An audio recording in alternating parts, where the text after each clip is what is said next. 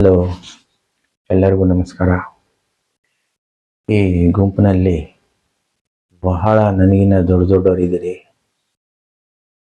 ಏನೋ ನನ್ನ ಹೆಚ್ಚಿನವರ ಸಂಬಂಧವನ್ನು ಸಂಕ್ಷಿಪ್ತವಾಗಿ ಹೇಳಿ ಅದ್ರ ಜೊತೆಗೆ ನನ್ನ ಅನಿಸಿಕೆಗಳನ್ನು ಹೇಳ್ತೀನಿ. ಏನಾರ ತಪ್ಪಿದರೆ ದಯವಿಟ್ಟು ಕ್ಷಮಿಸಬೇಕು. ಮೊದಲನೇದಾಗಿ, ನಾನು ನನ್ನ ತಮ್ಮ ಗೋವಿಂದ್ ಅಂತ ಇದೇ ಗ್ರೂಪಲ್ಲಿದ್ದಾನೆ. ನ್ಯಾಷನಲ್ ಹೈಸ್ಕೂಲು ಕಾಲೇಜು ಓದಿದ್ದೀವಿ. ನರಸಿಂಹಯ್ಯನವರ ಒಡನಾಟ ಬಹಳ ಇತ್ತು, ಮುಂದೆ ಹೇಳ್ತೀನಿ ಅದನ್ನು. ನನ್ನ ತಮ್ಮ BScನಲ್ಲಿ ರ್ಯಾಂಕ್ ಬಂದ.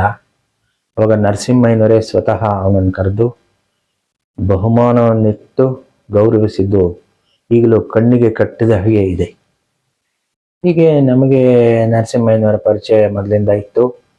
ಅವ್ರ ಹತ್ರ ತುಂಬ ಸಲಿಗೆಯಿಂದ ಡಿಸ್ಕಸ್ ಮಾಡ್ತಾ ಇದ್ವಿ.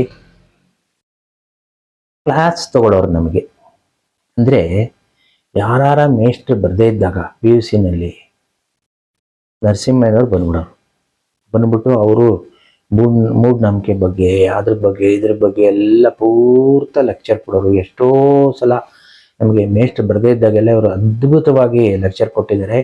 ನನಗೆ ಒಂದೊಂದ್ಸಲಿ ಏನಾಗೋದು ಅಂದರೆ, ಯಾರು ಮೇಷ್ಟ್ರು ಬರದೇ ಇಲ್ಲಪ್ಪ, ಈ ನರಸಿಂಹಯ್ಯನವ್ರು ಬಂದು ಕ್ಲಾಸ್ ತಗೊಳ್ಳಿ ಅನಿಸ್ಬಿಡೋದು. ಅಷ್ಟು ಅವರು ವಾಕ್ ಚಾತುರ್ಯ. ನಾವು ಆ ಕಾಲದಲ್ಲಿ ಹುಡುಗರು ಹೋಗಿ ಏನೇನೋ ಪ್ರಶ್ನೆಗಳು ಕೇಳ್ತಾ ಇದ್ವಿ. ನೀವು ಯಾಕೆ ಮದುವೆ ಆಗಿಲ್ಲ ಅನ್ನೋದು, ನೀವು ಯಾಕೆ ಪಂಚೆ ಉಟ್ಕೋತೀರಾ ಅನ್ನೋದು, ಹೀಗೆಲ್ಲ ಕೇಳ್ತಾ ಇದ್ವಿ.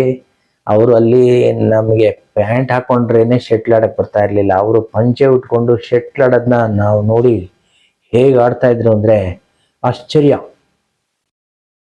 ಅವರು ತಮ್ಮ ಜೀವನವನ್ನು ಅಳವಡಿಸ್ಕೊಂಡಿದ್ದು ನೋಡಿ, ಗಾಂಧಿ ತತ್ವ, ಅದ್ರ ಜೊತೆಗೆ ಎಲ್ಲವನ್ನು ಪ್ರಶ್ನೆ ಮಾಡಿ ಒಪ್ಪಿಕೊಳ್ಳಬೇಕು ಅನ್ನೋದು ಅಂಬೇಡ್ಕರ್ ಅವರ ತತ್ವ, ಅದ್ರ ಜೊತೆಗೆ ಬ್ರಹ್ಮಚಾರಿಯಾಗಿದ್ದದ್ದು ವಿವೇಕಾನಂದರ ತತ್ವ.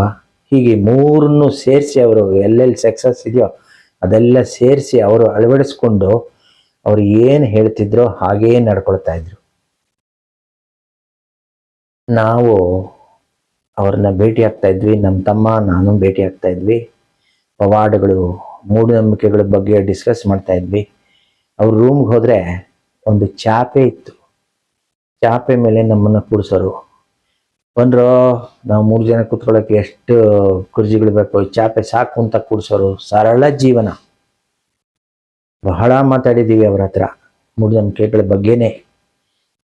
ಒಂದು ಸಾರಿ ಯಾರೋ ಬ್ಲ್ಯಾಕ್ ಮ್ಯಾಜಿಕ್ ಮಾಡಿದವನು ನಮಗೆ ಸಿಕ್ಕಿ, ನಾವು ಅವ್ರಿಗೆ ತೋರಿಸ್ಬೇಕು ಅಂತ ಅವ್ರನ್ನ ಕರೆದ್ವಿ. ಆಗ ಅವರು ಬಾನಾಮತಿ ಇನ್ವೆಸ್ಟಿಗೇಷನ್ ಕಮಿಟಿನಲ್ಲಿದ್ದರು.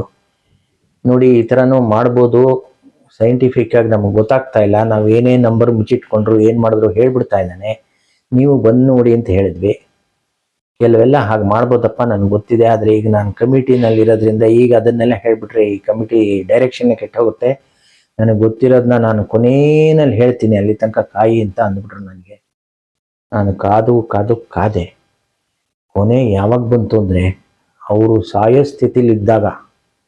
ನಿಮಗೆಲ್ಲ ಗೊತ್ತಿರ್ಬೋದು, ಜೀವನ ಸಾವಿನೊಂದಿಗೆ ಮುಕ್ತಾಯ ಆಗಲ್ಲ ಅಂತ ನನಗನ್ನಿಸ್ತಾ ಇದೆ. ಯಾವುದೋ ಒಂದು ಸೂಪರ್ ಪವರ್ ಇದೆ, ಅದನ್ನು ನೀವು ದೇವರು ಅಂತನಾರ ಕರೀರಿ, ಏನಾರ ಕರೀರಿ ಅನ್ನೋರು. ನಾನೇನು ಹೇಳೋಕ್ಕೆ ಇಷ್ಟಪಡ್ತಾ ಇದ್ದೀನಿ ಅಂದರೆ, ನರಸಿಂಹಯ್ಯನವ್ರನ್ನ ಬಿಂಬಿಸುವಾಗ ಅವರು ಏಥಿಯಿಸ್ಟ್ ಅಂತ ಬಿಂಬಿಸೋದು ಬೇಡ. ಅವ್ರು ಏಥಿಯಿಸ್ಟ್ ಅಲ್ಲ, ನಂಬಿಕೆಗಳನ್ನೇ ಅಳಸಾಕಿ ಅಂತ ಅವ್ರು ಹೇಳಲೇ ಇಲ್ಲ. ಮೂಢನಂಬಿಕೆಗಳನ್ನು ಅಳಸಾಕೋದು ನಿಜವಾಗ್ಲೂ ಬೇಕು, ಅದನ್ನು ಒತ್ತಿ ಹೇಳ್ತಾ ಇದ್ರು.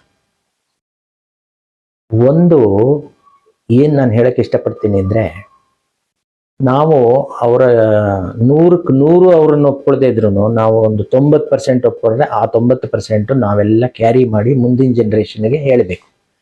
ಇತ್ತೀಚೆಗೆ ಮೂಢನಂಬಿಕೆಗಳು ಹೆಚ್ಚಾಗ್ತಾನೇ ಹೋಗ್ತಾ ಇದೆ. ನಾನು ಚಿಕ್ಕ ಹುಡುಗ ಆಗಿದ್ದಾಗ ಗ್ರಹಣ ಬಂದಾಗ ಒಂದು ರಾಶಿಗೆ ಶಾಂತಿ ಮಾಡಿಸಿ ಅಂತ ಹೇಳ್ತಾ ಇದ್ದವರು ಇವಾಗ ಇರೋಬರೋ ರಾಶಿಗೆಲ್ಲ ಶಾಂತಿ ಮಾಡಿಸಿ ಅಂತ ಹೇಳ್ತಾರೆ. ಅಮೇರಿಕಾದಲ್ಲಿ ಗ್ರಹಣ ಆದರೆ ಇಲ್ಲಿ ಶಾಂತಿ ಮಾಡಿಸಿ ಅಂತ ಹೇಳ್ತಾರೆ. ಹೀಗೆಲ್ಲ ಆಗ್ತಾ ಇದೆ. ಇದಕ್ಕೆ ಸುಮ್ಮನೆ ಒಂದು ಜೋಕಾಗಿ ಹೇಳ್ತೀನಿ, ಮೂಢನಂಬಿಕೆ ನಿರ್ಮೂಲನಾ ಸಂಘ ಅಂತ ಒಂದು ಮಾಡಿ ಅದರದ್ದು ಒಂದು ದೊಡ್ಡ ಸೆಮಿನಾರ್ ಮಾಡಿದ್ರು. ಆ ಸೆಮಿನಾರ್ ಎಷ್ಟೊತ್ತಾದರೂ ಶುರುನೇ ಆಗಲಿಲ್ಲ. ಚೀಫ್ ಗೆಸ್ಟ್ ಬಂದರು, ಎಲ್ಲರೂ ಬಂದರು, ಯಾಕೆ ಶುರು ಆಗಿಲ್ಲ ಅಂದರು. ಹಾಸ್ಯ. ಆವಾಗ ಹೇಳಿದ್ರು ಅವರು, ಒಬ್ಬರು ಆರ್ಗನೈಸರು, ಸರ್ ಇನ್ನೊಂದು 10 ನಿಮಿಷ ಸರ್, ಯಾಕಯ್ಯ 10 ನಿಮಿಷ, ಸ್ವಲ್ಪ ರಾವ್ ಕಾಲ ಆಗೋಗ್ಲಿ ಅಂತ ಕಾಯ್ತಾ ಇದ್ದೀವಿ. ಅಂದರೆ ನಾವು ಹೇಳೋದೊಂದು ಮಾಡೋದೊಂದು ಆಗಬಾರ್ದು. ನಾವು ಏನು ಹೇಳ್ತೀವಿ ಅದಷ್ಟನ್ನು ಪ್ರಚಾರ ಮಾಡೋಣ. ನಾವು ಈ ನಿಟ್ಟಿನಲ್ಲಿ ನಮ್ಮ ಯಂಗರ್ ಜನ್ರೇಷನ್ಗೆ ಮಾರ್ಗದರ್ಶನ ನೀಡಬೇಕು.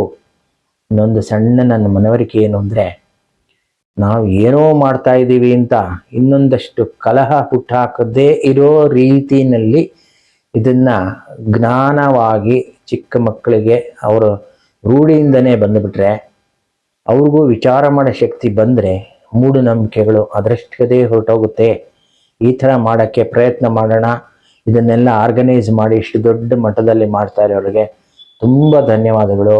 ನಾನೇನಾದ್ರು ತಪ್ಪು ಮಾಡಿದರೆ ಕ್ಷಮೆ ಇರಲಿ. ನಮಸ್ಕಾರ.